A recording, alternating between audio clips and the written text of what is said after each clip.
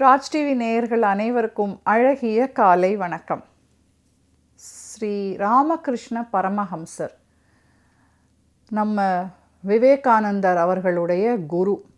இவரை பற்றி தெரியாதவங்களே இருக்க முடியாது. இவர் ஒரு பெரிய மகான், பெரிய செயின்ட். அதே சமயம் அவருக்கு நிகராக அவர்களுடைய மனைவி திரு சாரதா தேவி அம்மா அவங்களும் இருந்திருக்காங்க. த மதர் அப்படின்னு அவங்கள சொல்கிறவங்களும் இருந்திருக்காங்க. மதர் அப்படின்னா நம்ம அரபிந்தோ ஆசிரமில் மதரை தான் நம்ம சொல்கிறதா நாம் நினச்சிக்கிறோம். ஆனால் சாரதா தேவி அம்மையாரையும் மதர் அப்படின்னு ரொம்ப பாசமாக சொல்கிறவங்களும் இருக்காங்க. சாரதா தேவி அம்மையார் திரு ராமகிருஷ்ணரை மாதிரியே ரொம்ப தயாள குணமுடையவர்கள், ரொம்ப இரக்க குணமுடையவர்கள், மற்றவங்களுக்காக முகம் கோணாமல் மனம் நோகாமல் அவ்வளவு பணிவிடைகளையும் செய்யக்கூடியவர்கள். ஆனால் இந்த விஷயத்தை ஒரு 3 இளைஞர்கள் நம்பவே இல்லை.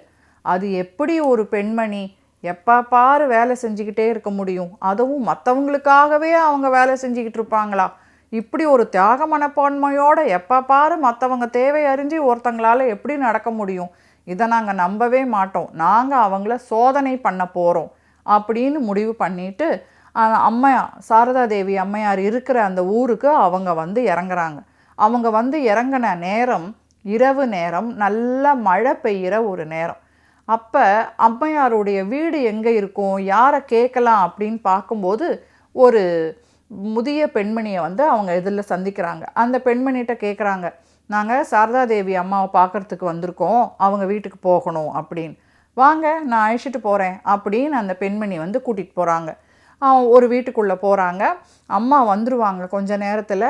உங்களுக்கு நீங்கள் நல்ல மழையில் நனைஞ்சிருக்கீங்க, இந்தாங்க இந்த டவல் எடுத்துக்கோங்க, நீங்கள் தலையை துவட்டுங்க, நான் உங்களுக்கு காஞ்ச ட்ரெஸ்ஸு எடுத்துகிட்டு வரேன் அப்படின்னு சொல்லி ட்ரைடு க்ளோத்ஸ் எடுத்துகிட்டு அவங்களுக்கு கொடுக்குறாங்க. நீங்கள் பசியாக இருப்பீங்க, உங்களுக்கு சுட சுட உணவு தயாராக இருக்குது, நீங்கள் சாப்பிட்லாம் வாங்க அப்படின்னு கூடவே இருந்து, இன்னும் கொஞ்சம் சாதம் வச்சுக்கோப்பா, இன்னும் கொஞ்சம் சாம்பார் ஊற்றிக்கோ, இந்த காய் போருமா அப்படின்னு கூடவே இருந்து பக்குவமாக ரொம்ப பொறுமையாக உணவும் பரிமாறுறாங்க. சரி நீங்கள் களைச்சி போய் வந்திருப்பீங்க, படுத்து தூங்குங்க அப்படின்னு சொல்லிட்டு போகிற சமயத்தில் ஒரு இளைஞன் என்ன சொல்கிறான், நாங்கள் அந்த மழையிலையும் அந்த ரொம்ப தூரம் நடந்து வந்ததுலேயும் பஸ்ஸில் நின்றுக்கிட்டே வந்ததுனாலையும் எங்கள் கால்லாம் எனக்கு ரொம்ப வலிக்குது, அதனால் கொஞ்சம் சுடு தண்ணி இருந்ததுன்னா நான் என் காலுக்கு ஒத்தடை மாதிரி கொடுத்துக்குவேன் அப்படின்னு கேட்க, அவ்வளோதானே இதோ 5 நிமிஷத்தில் தயார் அப்படின்னு சுடு தண்ணியும் துணியும் எடுத்துகிட்டு அந்த பையனுக்கு ஒத்தடமும் கொடுக்குறாங்க அந்த பெண்மணி.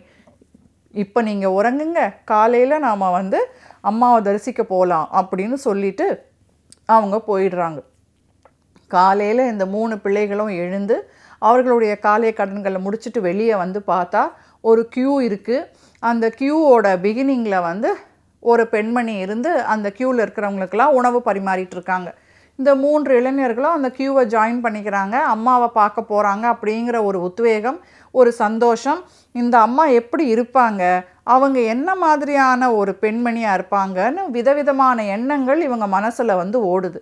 க்யூ கிட்ட வர வர வர வர அவங்களுக்கு தெரியுது, முதல் நாள் இரவு அவங்களுக்கு அவ்வளவு பணிவிடைகளையும் ஒரு தாயை போல அன்பான உள்ளத்தோடு செய்த அந்த பெண்மணி தான் அங்கே அமர்ந்து அத்தனை பேருக்கும் உணவு கொடுத்துக்கிட்டு இருக்கிற சாரதா தேவி அம்மையார் அப்படின்னு. அதுக்கு மேலே இந்த 3 பேருக்கும் அவங்கள டெஸ்ட் பண்ணுறதுக்கு நாங்கள் வந்தோம், ஆராய்ச்சி பண்ண வந்தோம், அப்படி வந்தோம் இப்படி வந்தோம், எதுவும் மனசில் இல்லை. ஆஹா, உண்மையாகவே எடுத்துக்காட்டாக இருக்காங்க இவங்க, எவ்வளவு ஒரு கருணை, எவ்வளவு ஒரு இரக்கம், எவ்வளவு ஒரு தயாளம் அப்படின்னு அம்மையார் மேலே அப்படி ஒரு பக்தி அவங்களுக்கு ஆயிடுது. ஸோ பெரியவங்களாகவே தான் இருந்திருக்காங்க. நாம் அவங்கள என்ன கண் கொண்டு பார்த்தாலும், என்ன மாதிரி அவங்கள குண்டக்க மண்டக்க ஆராய்ச்சி பண்ணுறோம் பேர்வழின்னு நாம் நம்மளுடைய அறியாமையிலேருந்து வெளியே அவங்களுடைய பெருமையை மகத்துவத்தை நாம் உணர்ந்து அவங்கள மரியாதைக்குரியவர்களாக நடத்த வேண்டும். மீண்டும் நாளை வேறொரு அழகிய கதையோடு உங்களை சந்திக்கிறேன். நன்றி, வணக்கம்.